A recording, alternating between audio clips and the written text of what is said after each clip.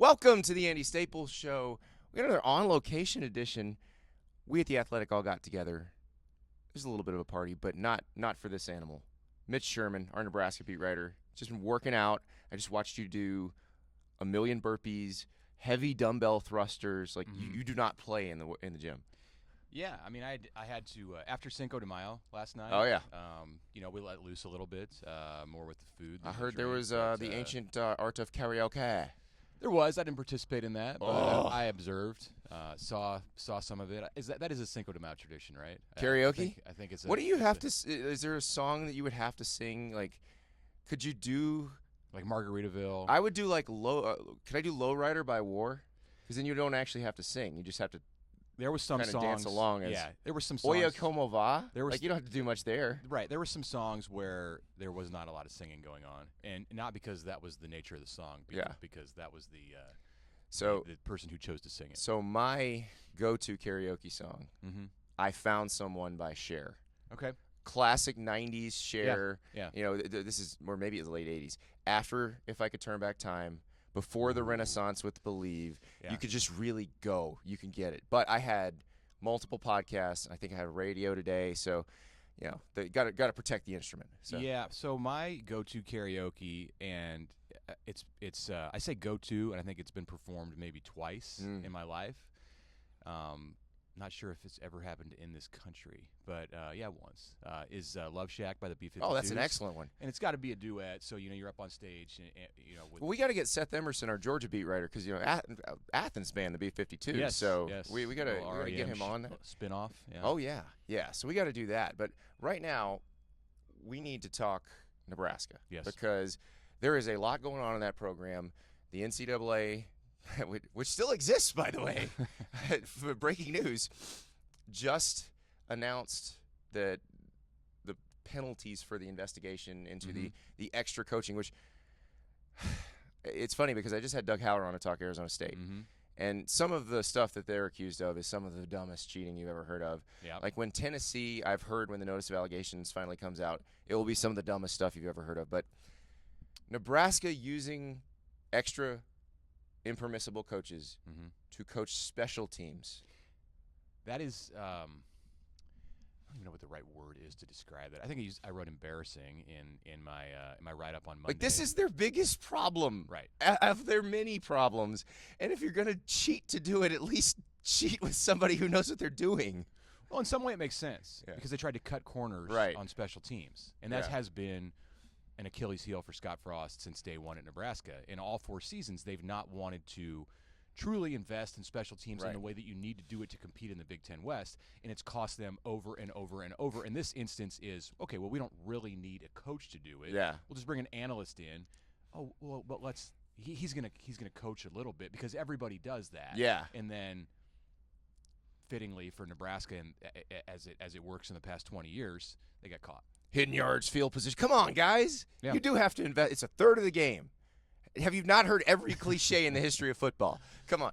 No, I do think it's very interesting. This whole situation, because when that happened, when the investigation was announced, my first thought, because I'm super cynical, is, they're trying to fire Scott Frost for free. Yeah. And maybe they got into this thing because it's a level 2 violation.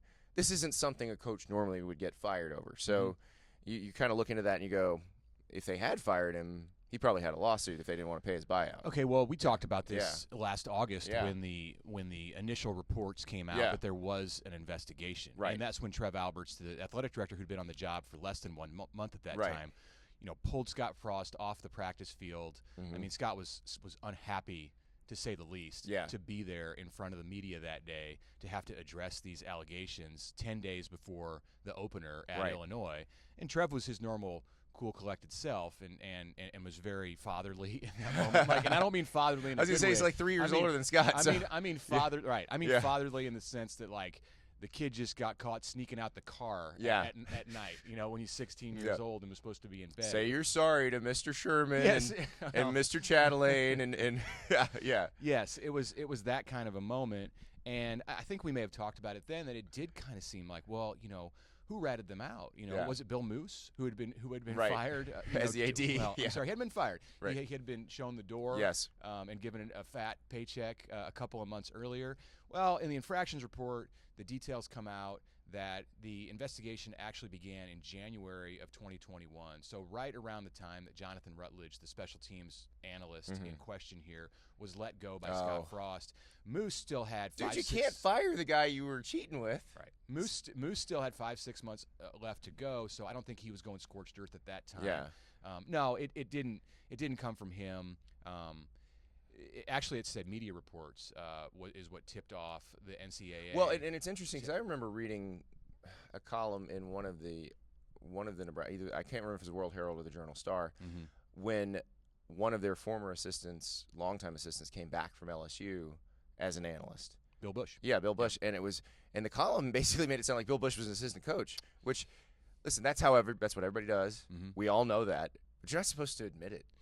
So Bill Bush was a defensive analyst, and he was working with the secondary. And at least there was a secondary coach. Right. At least he was an understudy or assisting somebody who could go out there and direct the players and tell them, hey, this is what you need to do in coverage. Right. With special teams, there was no special teams coach.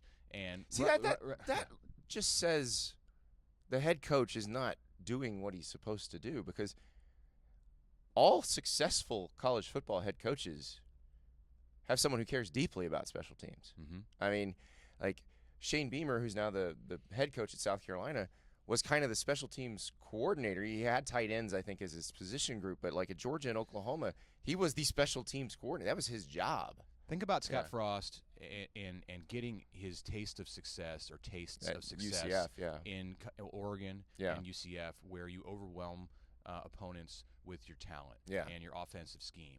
And it minimizes, certainly in the AAC, that year in 17 when UCF beat teams 62-43. Well, and they had minimizes special teams. They had a return guy who could just and you put talent out there and they're going to get it done, whether you're paying attention to it or not. So Nebraska went from that analyst situation in 2020 to having a special teams coordinator on the field in 2021 who was also coaching the outside linebackers, which they tried before, and that didn't work again last year. Directly losing 2 games, Michigan State and then Iowa, because of a huge special teams mistake, in addition to other errors on special teams that contributed to losses, to now finally Bill Bush, the coach that you mentioned, who came back as a defensive analyst from LSU in his third stint at Nebraska on the staff. He has finally been elevated to special teams. Hey, there you go. All right. He's a legal one of the 10 assistant coaches. There you go. And the guy is detail obsessed. So here we are, year 5. Got a special teams coordinator. I was writing about it after year 1. Wow. Hire one of these guys. Well, here's the thing. You look at the math. And we've covered this pretty thoroughly. I wrote about it in The Athletic a few months ago. The circumstances of last season, they could play it again 1,000 times, and they might go 3-9, like 3 of the 1,000. It was highly unlikely the result that happened. Their aggregate score in the Big Ten was even, right? And they were 1-8 because of the plus 49 against Northwestern. Right. Yeah. But I mean, they were in those other games. Every game. So that's the part. I understand why they kept Frost. It makes sense because if you play that season, because eventually the math either evens out or works out in your favor. So you play a similar season, you're probably looking at 7-5. If you play those 9 games that Nebraska lost by single digits, if you play each one of those seasons 9 times, you're not going 0-81. But I don't think they're going 40-41. Just because of some of the problems that exist within the program. We talk about special teams, other attention to detail areas that didn't work out. If Nebraska had been 2-7 or 3-6 in those 9 single-digit losses, I would tend to say more like it will even out over time. Right. But if you do go 0-9 and you lose all of them, it's true. It's kind of the same stuff over and over. Then I think it's systemic. The Michigan State game. I just remember watching that punt go up and thinking, it's the wrong direction. This will be bad. Bad. I mean, the Nebraska defense didn't allow a first down in the second half of that game. Yeah. And then it went overtime, and it fell apart after the punt return. So let's talk about that defense, because that was clearly the strength of the team. They were outstanding, but they lost some talent. Now, what's interesting to me about this new world, Nebraska strikes me as the kind of place that can attract a really good transfer, and they just got O'Shawn Mathis from TCU. It is a place where you can be a rock star if you're good and help the team be good. So NIL would be you could make it bank with the NIL that NIL is actually intended to be, or if somebody really wanted to do a deal, I'm sure there's some passionate Nebraska fans who want to do that too. So it strikes me as a time where they could reload a little bit, whereas before, if they lost a bunch of talent, now you gotta dig it back up. Yeah, they're in double digits with the Division I transfers. They've remade the special teams, at least the return game with Trey Palmer, the wide receiver, fastest guy on the team now from LSU, came with Mickey Joseph, receiver. He's going to return kicks, and then you got a punter who's the FCS punter of the year. You have a kicker coming in after the spring semester, which is ending next week. From Furman, a solid FCS kicker. So they've addressed these issues. Of course, the quarterback situation we know about with Casey Thompson. He's the likely starter from Texas. You have Chubba Purdy from Florida State. There's a little bit of help on the offensive line, and now you start talking about O'Shawn Mathis as an edge rusher coming from TCU, picks Nebraska over Texas, and then on the heels of that, Devin Drew from Texas Tech. Who's a big space eater as an interior lineman, which is the biggest area of need. They got help in the secondary with Tommy Hill, the Arizona State transfer who was a Nebraska target a year ago out of high school. Running back, there's a JUCO running back. There's help all over the field with the transfers. Nebraska's bidding to be the 2022 Michigan State. Right.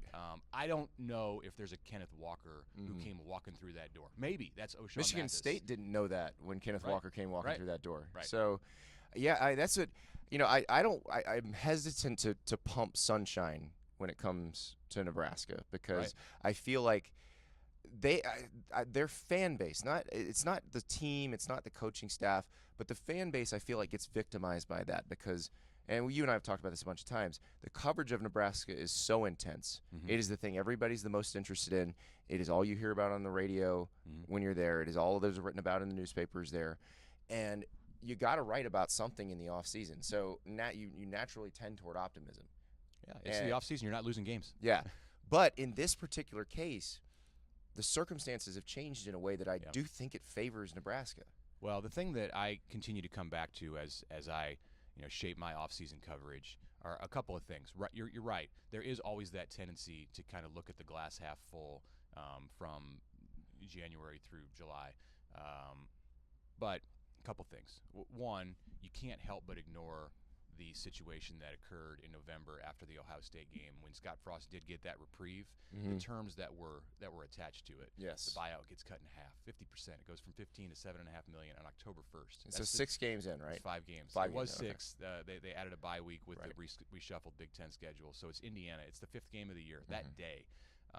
If Nebraska's in a bad place on October 1st, I'm not saying Scott Frost gets fired that day after the game, but the writing will be very, very clear on the wall. I mean, if you're 2-3, that's going to be an ugly next 6 weeks to Black Friday. Yeah, that is one thing that kind of keeps me grounded and straying, not leaning toward that normal optimistic off-season state. Right. And the other thing is we talked a little bit about the defensive line.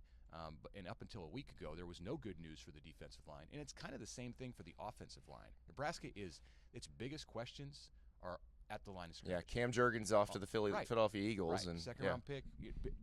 Big questions. The top two returning offensive linemen, Turner Corcoran and Teddy Prohaska, missed the spring coming off of surgeries. Those guys have got to get back. They've got to be the anchors for this line. Are they going to be ready by August? Even if they are they going to mesh into this new system with Donovan Raiola, the offensive line coach who comes from the Chicago Bears? He's in his first college. Familiar name at Nebraska. Assistant, absolutely. Brother of Dominic Raiola. That's right. Uncle of Dylan Raiola, yes. the top quarterback in the 2024 class, who I don't think is going to fulfill the dreams. The family? How's your family? Come on. We'll see. I'd say look to Columbus, Ohio as a possibility. Well, but what have they done with wait. They pump out first rounders. So if you don't play if your weakness as a program in the Big Ten West against Minnesota and Wisconsin and Iowa is the offensive and defensive lines. It doesn't really matter this talent that you've brought in from the transfer portal at the skill positions. Yeah. You've got to be solid at those in the trenches. It's interesting because I've been talking to a lot of people about this over the past few weeks. The D-line, there's been a little bit. You've seen some edge rushers move around. Mm-hmm. Offensive line, you have not seen much at all. Interior defensive line, you haven't seen much at all. That's why those guys are at such a premium Yeah, in the NIL. They're at a premium. They don't. There aren't many of them. They tend to already be at your Alabamas, your Georgias, your Ohio States. But I also was thinking, I was talking to an offensive line coach about this. Is it possibly because they're just more loyal?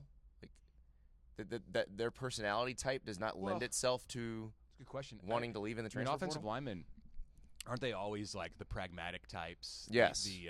They're the smart guys. Your job is to protect anonymously. Right. Those are the guys who become accountants. Right. Like when they don't. Medical device salesman, Mitch. Right. So many medical device salesmen. I know. I mean, right. In many years of covering Nebraska football and then living in Omaha, where so many of the Nebraska football alums end up settling and raising families, like the offensive linemen who were from like my generation who played. I mean, they're all like regular guys, like good guys, and I don't know that I can say the same thing necessarily about like many other positions on the field. So yeah, I think their offensive linemen are just kind of they're built a certain way. Yeah.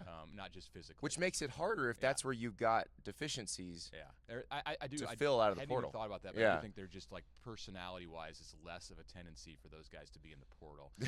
They're like, I'm comfortable. All my clothes are here. Yeah. I don't want like to move. Like my favorite restaurants. You gotta find a new taco place. Right. Who's got the time? Right. And it wasn't. Nebraska needed more help from the portal on the D-line than it did on the offensive line. It did get 2 offensive line transfers. Kevin Williams from Northern Colorado. He's an Omaha North graduate, and he's come in and been serviceable. And then Hunter Anthony, a veteran lineman from Oklahoma State. Yeah. But neither one of those guys is going to go out there and be an all Big Ten. Star. Yeah. Yeah. So they and Juergens. You mentioned Juergens. I mean, if he was back as the anchor of that thing, it'd be a different conversation. And that's why I explain to people that NIL is not the dollar figures that you hear getting thrown around, because nobody was going to match what Cam Juergens was going to make his first year as a second-round draft pick for the Eagles. Like that's not going to happen. So. Of course not. Yeah, and I mean, it benefits Cam Juergens and his future, not just in 2022. Start the clock faster on your next contract. I mean, look at him getting to learn from Jason Kelsey, and I'm happy for Cam Juergens because he's been through so much. Yeah. Going back to his high school time and decide. I mean, he almost went to LSU before Frost, reeled him in. The LSU Nebraska connection with Mickey Joseph now and Bill Bush, who was there before. Right. It goes both ways, and that's why a guy like Cam Juergens out of Beatrice, Nebraska, when things were falling apart under Mike Riley in 2017. That's why LSU was the school that was able to get in with he was a top 100 player nationally. Oh yeah. He was a tight end. Yeah. And LSU was able to come in and because it had those Nebraska connections on its staff, and Frost, to his credit, after getting hired, immediately targeted Cam Juergens and then made the right decision. Scott Frost gets a ton of credit, should get a ton of credit for seeing that Cam Juergens as a high school tight end could be a great center. Yeah. And from the beginning, he said this guy can play in the NFL. Yeah. And 4 years later, he's the number 51 pick. Well, and now Cam Juergens learning from a future Hall of Fame center whose brother's kind of a good tight end. Right. Yeah. Right. And maybe he can go to Thanksgiving with the Kelseys or something. That's right. Like that. Yeah. He can trade tight end stories with Travis. Mm-hmm. So, but yeah, it's such a strange dynamic with Nebraska because obviously there is so much frustration, but you look at how close everything was last season, and they did address the issues. Mm-hmm. It does seem like they have really addressed them this time. Yeah, attempted to. So what does it take? So not even after Game 5, but assuming Frost gets through this season, that it's not a complete disaster and they don't do something, what does it take for him to be back and for them to be looking at him as the actual long-term solution? Well, continue to deal with the special teams in the way that they have. That's until it's fixed. It's not. That's one of the if it's bad, and even if they're okay, do you just do it anyway? You get rid of them anyway because it's like the same problem over and over again. Feels like. Well, I think there's a win number.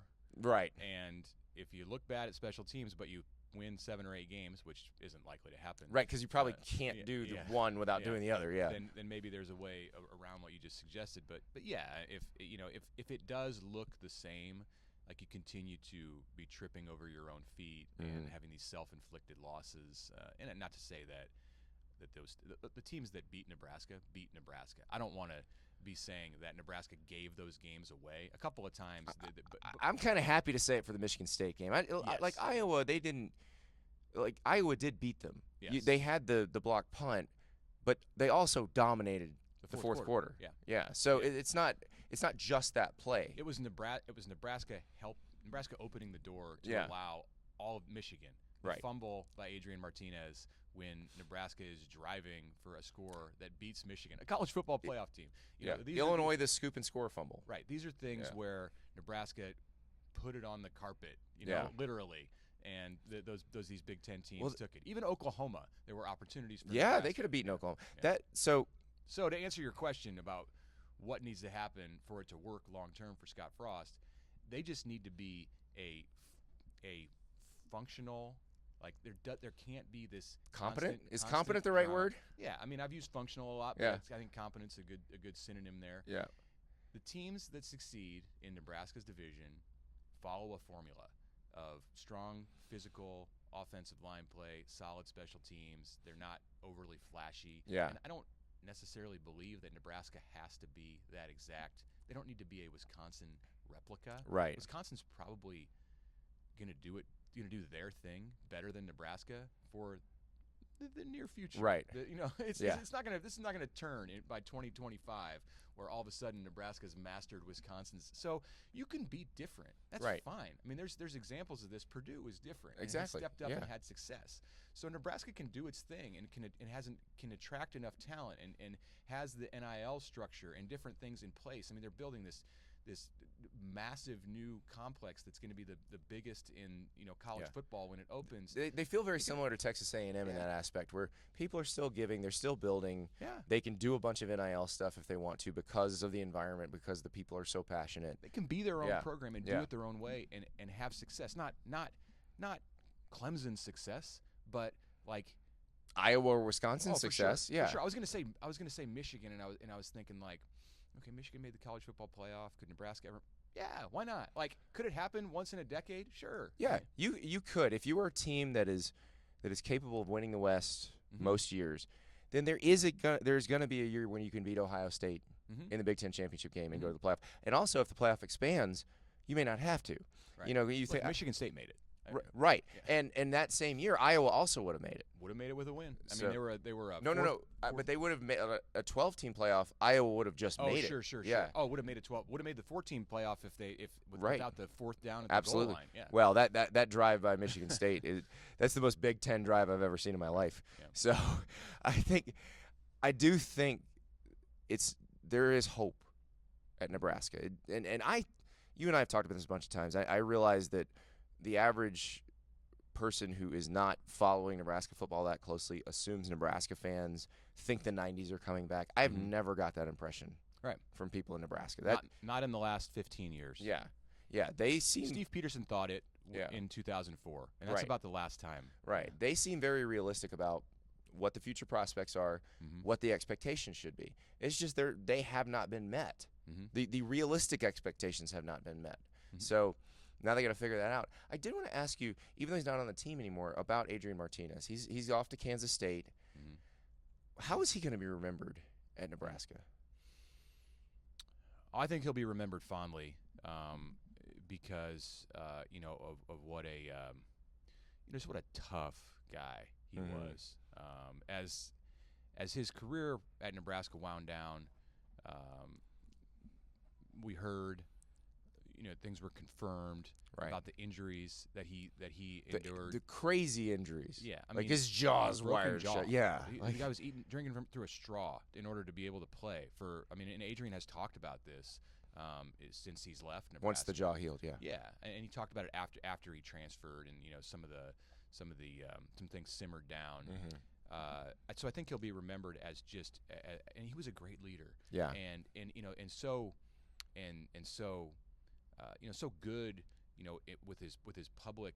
The stuff he did, like the front-facing things. Yeah. And Adrian's, I don't know what he's going to do, 10 years from now, whether he's going to be in the media, whether he's going to be, in politics, whether he's going to be like, some kind of a CEO. He's not going to be an insurance salesman with the offensive lineman. Nope. Right? Okay. And those guys can be very successful, but Adrian's going to be somebody who people know. Yeah. And is going to be out there. He's going to be leading some kind of a group. That's the kind of person he is. He didn't win. Nebraska didn't win with him. He set records. I don't necessarily think that's his legacy. Right. That his yardage total. People are going to look back on that. It's more just, I think it's the person that he was and how much he gave to the program. It does come down to wins. He's not going to be remembered like Tommy Frazier or Eric Crouch, Turner Gill, but he has his spot and it's secure. But see, that's what I like about Nebraska fans, because they are educated football fans. Mm-hmm. Like, they know what happened was not Adrian Martinez's fault. Right. That he was doing pretty much everything he could. He was a factor. Yeah. I mean, hey, look, he there were some moments. There were some fumbles. Where yes. It was kind of the opposite of clutch. Yeah. There were some times, but again, he needed people around. Right. You can't put all of that on him. And his receiving talent. His first year had a good receiver, Stanley Morgan in the NFL with the Bengals, and then it was like, okay, make this work with Wan'Dale Robinson. Again, a recent second-round pick who had to go to Kentucky to do that. But, also, Wan'Dale is going to be your running back. Yeah. And sometimes he'll play receiver, and he's really the only weapon that Nebraska had for a couple of years with Adrian as the quarterback. And he's getting beat up. Knee injuries, shoulder injuries, lack of development on the offensive line, no identity, no help from the special teams. The defense was slowly but surely getting better, but not there yet. Yeah. That's what Wan'Dale is interesting, because he was Kentucky's most dynamic playmaker by far, but they had 3 or 4 NFL offensive linemen blocking for some pretty good backs. Will Levis, pretty good quarterback getting in the ball. Yeah. And it's amazing how efficient you become once you do that.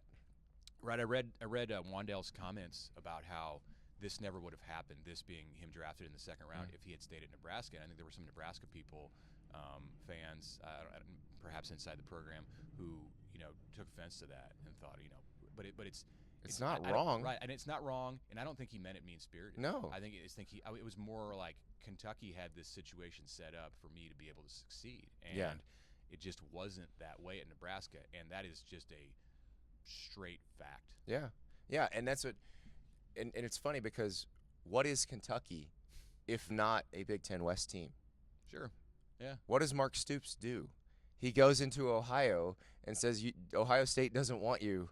Come play for me, so you can go play against Georgia and Alabama and all those guys. Or he recruits a quarterback who says Penn State doesn't want you. Come yes, here that's right. Portal. Penn State has chosen another person. Come to me. You're exactly right. I mean, so Kentucky might be the best Big Ten West team if we really think about it. Well, if you put last year's Kentucky team in the Big Ten West, I think it would have had a lot of success. Oh yeah, absolutely. I bet they're just built that way. So but it's also another good model, because they don't run the Wisconsin offense. They don't run the Iowa offense. Yeah. They're trying to run the Shanahan, Mike down to Kyle McVay, so that offense. Can you imagine, like, we're having this conversation about how Nebraska can look at Kentucky as a model for how to fix some things in its football program? Good Lord. Let's go back to somebody in 1995 and explain that logic. Yeah, I mean, it'd be like saying it the opposite with basketball. Exactly. Like, oh, hey, Kentucky, go look at Nebraska basketball. Yeah, well, Kentucky's looking for some pointers after the St. Peter's loss. So. Right. But Nebraska would love to lose to St. Peter's in the NCAA. Exactly. But it is amazing that we're thinking about it that way. But that's sort of where it is right now. But I do think I'm very excited to watch Nebraska this season, just because stuff's going to happen. Like, it's going to be very eventful one way or the other. Either they've turned it around and we start looking at an upward trajectory and potentially this – because, again, I think the circumstances – and I don't know how long this NIL stuff it will morph. The structure will change, all that stuff. But if it is what it is now for a little bit longer, I think that benefits Nebraska. And then – if they're on an upward trajectory, if they feel like the coach is, doing what he's supposed to be doing, they might be able to get some guys out of the portal. They might be able to get some recruits that they wouldn't have been in the mix for earlier. I'm excited about seeing Nebraska in a litmus test game in the opener. Because one, it's in Ireland. So heck yeah. But also it's against the we mentioned the point differential. It's against that team that you thumped by 50 points last year. So if you as Nebraska if you lose to them a year later, what does that say about? Well, this is like Northwestern is one of those every other year teams. I know, and it's dangerous. It's dangerous because you're not going to beat them by 49. I mean, even though I think the spread's like double digits. It's like 10.5. It's like wait, this is Nebraska Northwestern. They play overtime games every year. I mean, forget what happened last year. That was weird. That was fluky. That's not going to happen but once every 12 years in this series. So, and then. So that game is going to tell us a lot. If Nebraska goes to Dublin and Northwestern pushes Nebraska around at the line of scrimmage, oh boy, it's going to be a long, long year in that area. That's a red flag. Well, I think it's going to be a short. It's going to be a barrel through September, and then they start looking toward the future in October if that happens. And then the other one is Oklahoma comes to Lincoln for the first time since the Big 12 days. And we saw a competitive, good, well played, interesting, fun game in Norman last year, and there's so much change at OU, so it's a different kind of OU team, and this is an opportunity for Scott Frost to get a signature win. And I mean, people, I haven't heard. It's May. I haven't heard a lot of talk about it yet, but I think as we get into the summer and some of that excitement, as you said, ramps up, which it always does. It's going to in July. I mean, not like excitement as, they're going to win 10 games, but like, okay, what's the best case scenario here? Like, could they beat Oklahoma? I mean, Oklahoma's like maybe a lower half of the top 25. Look at the game that happened last year. They're going to be they're breaking in a new coach, a new quarterback. The game is it's in Lincoln. The Huskers could be undefeated at that point because if you beat Northwestern. So that is Scott Frost hasn't had a signature win. He hasn't. He beat Michigan State in the snow in year one. It was a 500 Michigan State. I mean, there's not. Hasn't beaten Iowa. Hasn't beaten Wisconsin. So, hey, here's your chance. That's right, and that'll happen, or the opposite direction happens, and you're dealing with a coaching search probably in October. November. And look, Nebraska, with the rules different, with the environment different, maybe a different job. Maybe looked at differently as a job. So I'm not gonna fire somebody right now. We're sitting here in May, so we're not firing anybody here. But it would be intriguing to see how that job would be viewed. Now, Scott Frost has a chance to make sure nobody even thinks about that. So we'll see. I never want to see anybody get fired, so hopefully he can get that straightened out and they have a good early season and this gets all figured out. But you're gonna have an eventful year to cover one way or the other. That's that's really the most important thing. That's right. The news never stops with Mitch Sherman. All right, he's gonna get back in the gym. He's got some more thrusters. Done for the day. For the week. It's Friday. I'm just imagining you singing Love Shack now. That's the real mystery. Not gonna do it here. Not even a little tin roof rusted. No, not gonna do it. Damn. I I tried. Yeah. I gotta have my duet partner. She's back home.